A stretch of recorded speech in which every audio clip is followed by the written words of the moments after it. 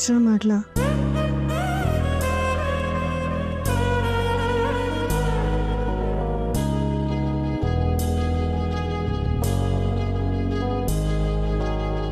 ಕೋಪ ಮಾಡ್ಕೊಂಡ್ರೆ ಏನ್ರಿ ಅಂತ ಕರೀಲ, ಸಾವುಕಾರೆ ಅಲ್ಲ ರೀ ಅಂತ ಕರಿತೀನಿ. ರೀ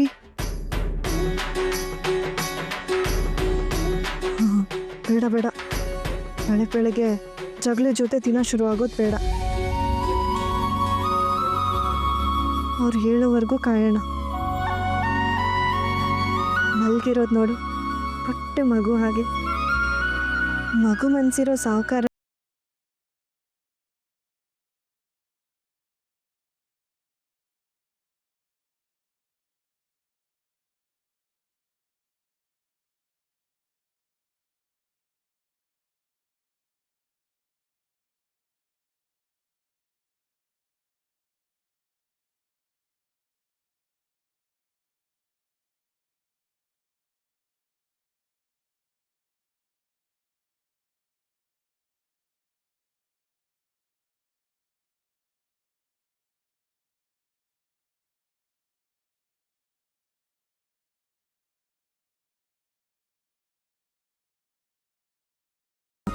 ಕೈ ನೋವಾಗುತ್ತೆ.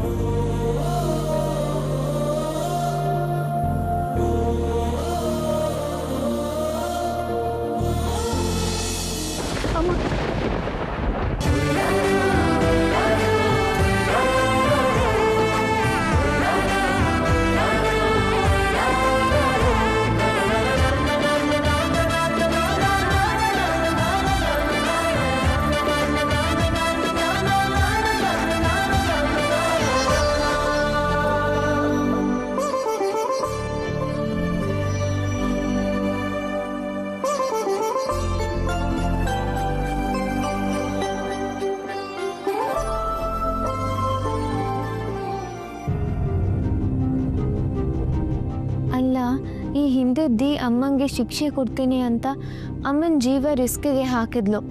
ಆಗ ನನಗೆ ಅಷ್ಟು ಬೇಜಾರಾಗಿರಲಿಲ್ಲ. ಆದರೆ ಅಮ್ಮ ಮನೆ ಬಿಟ್ಟು ಹೋಗಿರೋದಕ್ಕೆ ನಮ್ಗೆ ಯಾಕೆ ಇಷ್ಟೊಂದು ಬೇಜಾರಾಗ್ತಿದೆ? ನಾನು ಮೊದಲೆಲ್ಲ ಹೀಗಿರಲಿಲ್ವಲ್ಲ, ನಾನು ಯಾಕೆ ಹೀಗೆ ಬದಲಾಗಿದ್ದೀನಿ?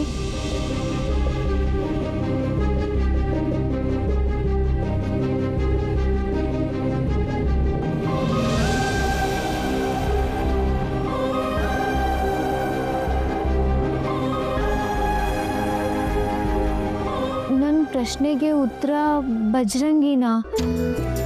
ಬರೀ ಮೇಕಪ್, ಬಟ್ಟೆ, ಫ್ಯಾಷನ್, ಪಾರ್ಟಿ, ಎಂಜಾಯ್ಮೆಂಟ್ ಅಂತ ಸೆಲ್ಫಿಶ್ ಆಗಿದ್ದು ನನಗೆ ಫ್ಯಾಮಿಲಿ ಬಗ್ಗೆ ಯೋಚನೆ ಮಾಡೋ ಹಾಗೆ ಮಾಡಿದ್ದು ಬಜರಂಗಿನ ಇರ್ಬೋದು.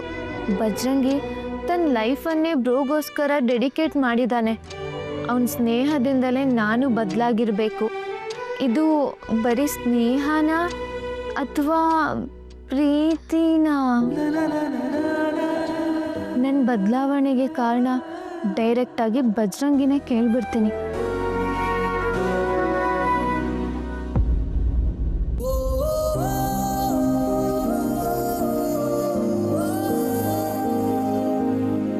ಬಜರಂಗಿ, ಮೊದಲಿಂದನೂ ನೀನು ನನಗೆ ತುಂಬ ಇಷ್ಟ ಆಗ್ತಿದ್ದೆ, ಆದರೆ ಯಾವತ್ತೂ ಹೇಳ್ಕೊಂಡಿರಲಿಲ್ಲ. ಇನ್ಫ್ಯಾಕ್ಟ್ ನಿನ್ನನ್ನು ಇಷ್ಟಪಡ್ತಿದ್ದೀನಿ ಅಂತ ನನಗೆ ಒಪ್ಕೊಳ್ಳೋದಕ್ಕೆ ಆಗ್ತಿರ್ಲಿಲ್ಲ. ಆದರೆ ಈಗ ಪರಿಸ್ಥಿತಿ ಹಾಗಿಲ್ಲ. ನನಗೆ ನಿನ್ನ ಸ್ನೇಹ ಖುಷಿ ಕೊಡ್ತಿದೆ. ನಿನಗೂ ನಾನು ಇಷ್ಟ ಅಂತ ನನಗೆ ಗೊತ್ತು. ಆದರೆ ಅದನ್ನು ನೀನು ಬಾಯಿ ಬಿಟ್ಟು ಹೇಳಿದ್ರೆ ಅಲ್ವಾ ನಾನು ಮುಂದುವರಿಸೋದಕ್ಕಾಗೋದು. ಯಾವಾಗ ಹೇಳ್ತೀಯಾ? ಮುಂದಿನ ಶಾಸ್ತ್ರ ಏನೋ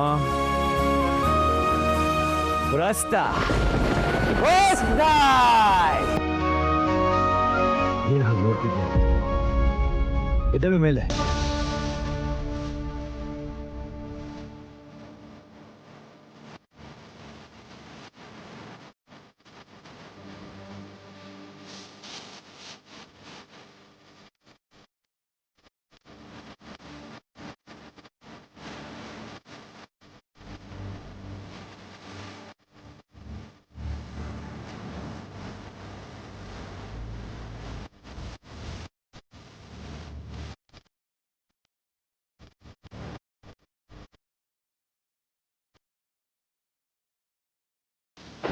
ನೀವು ಓನರ್ ಅಂತ ಕರೆದು ಮಾತ್ರಕ್ಕೆ ಯಾವಾಗ ಬೇಕಾದ್ರೂ ಅವಾಗ ರೂಮಿಗೆ ಬರ್ಬೋದು, ನಾವು ಪ್ರಮೇಲೆ ಇರ್ಬೇಡ.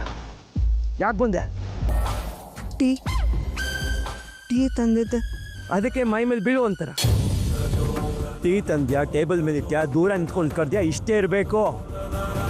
ನಂಗೆ ಎಚ್ಚರಾದ್ರೆ ಕುಡಿತೀನಿ, ನಾನು ಚೆಲ್ತೀನಿ, ಗೊತ್ತಾಯ್ತಾ?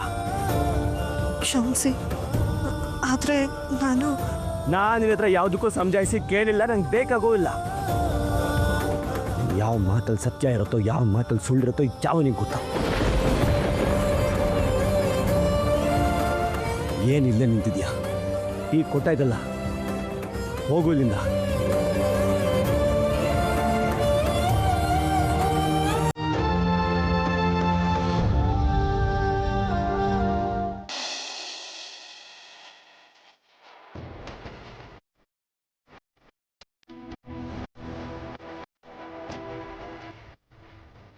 ಯಾಕೆ ದತ್ತು ಒಂಥರ ಇದೆಯಾ?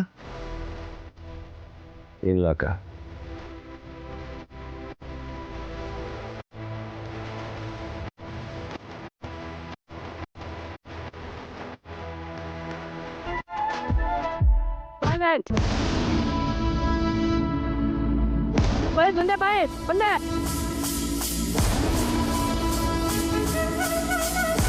ಕುಡಿಬೇಡ ಅಂತ ತಮ್ಮಂಗೆ ಚಿಕ್ಕಮ್ಮವ್ರು ಯಾಕೆ ಹೇಳಲ್ಲ?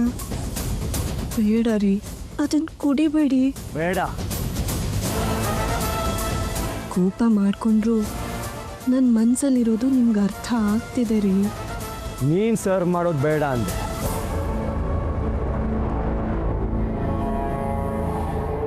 ಇವತ್ತು ನಮ್ಮ ಓನರ್ ಸರ್ವ್ ಮಾಡ್ತಾರೆ.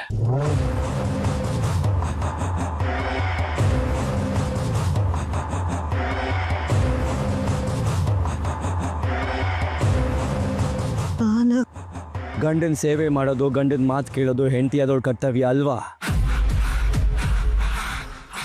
ಇವತ್ತು ನನ್ನ ಹೆಂಡತಿನೇ ನಂಗೊಂದು ಲಾರ್ಜ್ ಸರ್ವ್ ಮಾಡ್ತಾಳೆ.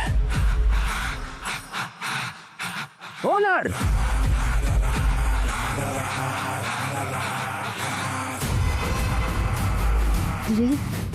ನಾನು ಹೇಳಿದ ಕೇಳಿಸ್ಲಿಲ್ವಾ ಅಥವಾ ಅರ್ಥ ಆಗ್ಲಿಲ್ವಾ? ನನಗೆ ಟೈಮಿಗೆ ಏನೇನು ಬೇಕು ಬೇಡ ಅನ್ನೋದು ಎಲ್ಲ ನಿನಗೆ ಗೊತ್ತಾಗತ್ತೆ, ಇದು ಗೊತ್ತಾಗಲ್ವಾ? ನನಗೀಗ ಎಣ್ಣೆ ಬೇಕು, ಬಾಟ್ಲಲ್ಲಿರೋದು ಗ್ಲಾಸಿಗೆ ಹಾಕು. ಸೂಪರ್ ದತ್ತು, ನೀನು ಇವಳ ಮೇಲೆ ರೇಗ್ದಾಗೆಲ್ಲ ನನಗೇನೋ ಖುಷಿ ಸಿಗತ್ತೆ.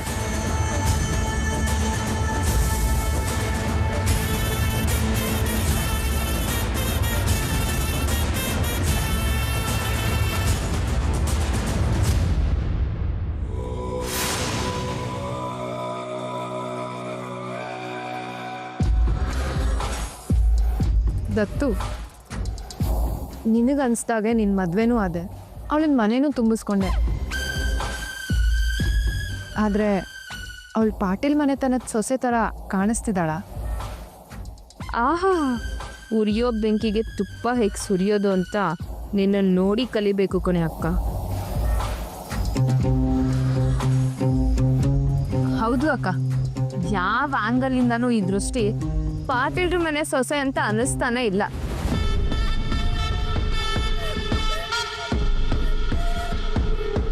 ಈಗಲೂ ಕೆಲ್ಸದವಳ ಥರನೇ ಕಾಣಿಸ್ತಿದ್ದಾಳೆ.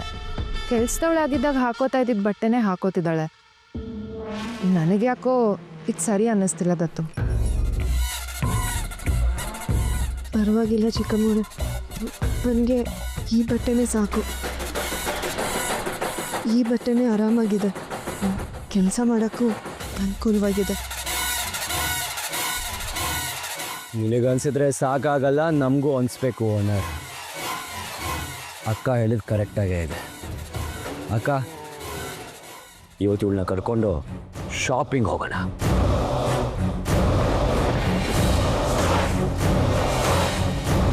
ಅಯ್ಯೋ ದೇವ್ರೆ, ಮನೆಯಲ್ಲೇ ಹೀಗೆ ಹುರಿದು ಹರಳು ಮಾಡ್ತಿದ್ರೆ ಇನ್ನು ಶಾಪಿಂಗ್ ಹೋದ್ರೆ ನಮ್ಮ ದೃಷ್ಟಿಗೆ ಇನ್ನೂ ಏನು ಕಾದಿದೆಯೋ. ತಗೋ, ಮುಖ ಏನು ನೋಡ್ತಿದ್ಯಾ? ಇನ್ನೊಂದು ಹಾಕು. ತಗೋ ಅಂದೆ.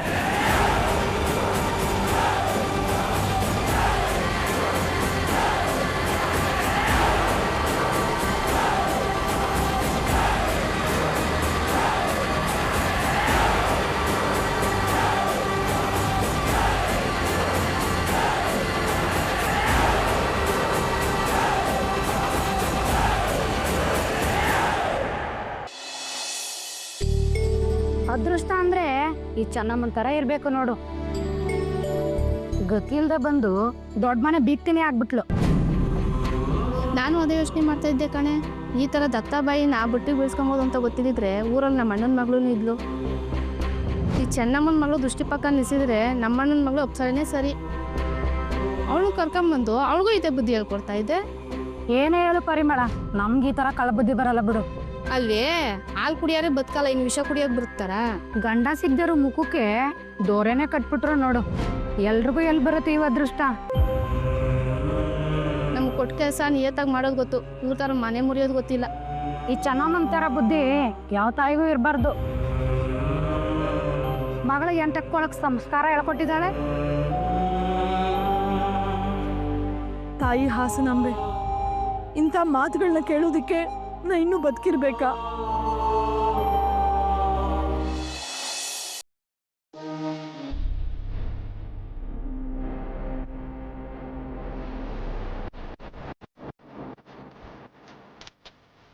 ನನ್ನ ಹೆಂಡತಿ ನನ್ನ ಓನರ್ ಅಂತ ಮಾತಾಡ್ತಾ ನನ್ನಿಂದಲೇ ಇವಳನ್ನ ಮನೆ ತುಂಬಿಸ್ಕೊಂಡು ದತ್ತು ದಾರಿ ತಪ್ಪದ ಅಂದ್ಕೊಂಡೆ.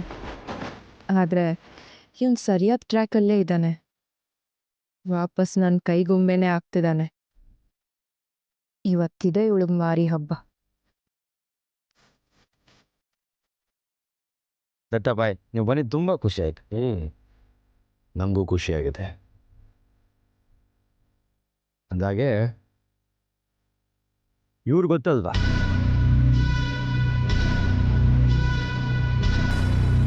ನಾನು ತಾಳಿ ಕಟ್ತೋಳು ಅಂದರೆ ನಮ್ಮ ಓನರ್. ನಮಸ್ಕಾರ. ನಮ್ಮ ಓನರ್ಗೆ ಸೀರೆ ತಗೊಳಕ್ಕಂತ ಬಂದೆ. ಅವರು ಜೀವನದಲ್ಲಿ ಒಳ್ಳೊಳ್ಳೆ ಬಟ್ಟೆಗಳನ್ನ ನೋಡೇ ಇಲ್ವಂತೆ.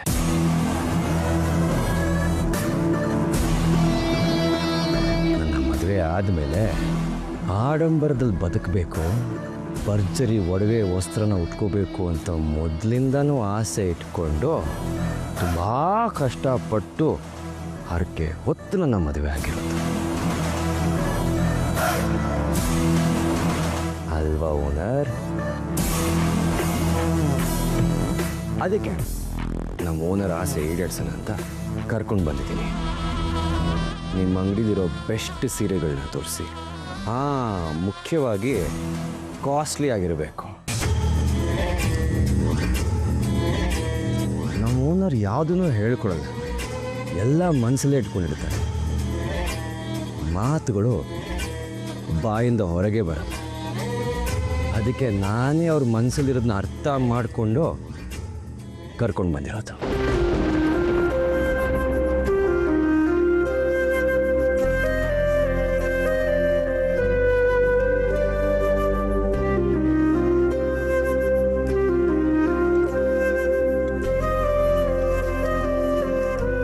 ಹೆಜ್ಜೆ ಇಡ್ತಿದ್ದ ಹಾಗೆ ಕಣ್ಣಲ್ಲಿ ನೀರಿಳಿತು. ಇನ್ನು ಹೊರಗೆ ಹೋಗೋಷ್ಟರಲ್ಲಿ ಅದೆಷ್ಟು ಅವಮಾನಗಳಾಗುತ್ತೋ.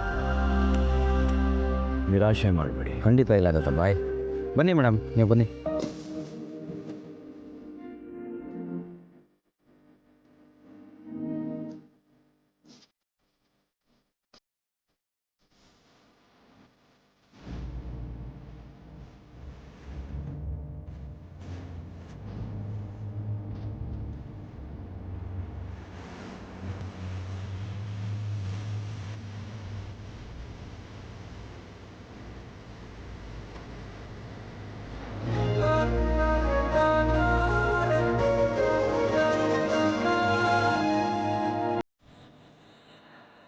ಓನರೇ, ದುಡ್ಡಿಗೆ ಯೋಚನೆ ಮಾಡಬೇಡಿ, ತುಂಬ ಇದೆ. ನಿನಗೆ ಯಾವ್ದು ಬೇಕೋ ಅದನ್ನ ಆಯ್ಕೆ ಮಾಡ್ಕೊ. ದೃಷ್ಟಿ, ಯಾಕೆ ಸುಮ್ಮನಾಗ್ಬಿಟ್ಟೆ? ನಮ್ಮ ದತ್ತು ಓಪನ್ ಮನ್ಸವನು, ಯಾವುದಕ್ಕೂ ಬೇಡ ಅನ್ನಲ್ಲ. ನಿಂಗೆ ಯಾವ್ದು ಇಷ್ಟನೋ ಅದು ತಗೋ. ನಾನೇನು ಮನೆ ಕೆಲಸದೊಳಗೆ ಸೀರೆ ಸೆಲೆಕ್ಟ್ ಮಾಡು ಅಂತ ಹೇಳಿದ್ನ? ನನ್ನಿಂದ ತಾಳಿ ಕಟ್ಟಿಸ್ಕೊಂಡವಳಿಗೆ ಸೀರೆ ಸೆಲೆಕ್ಟ್ ಮಾಡು ಅಂತ ಹೇಳಿದ್ದು.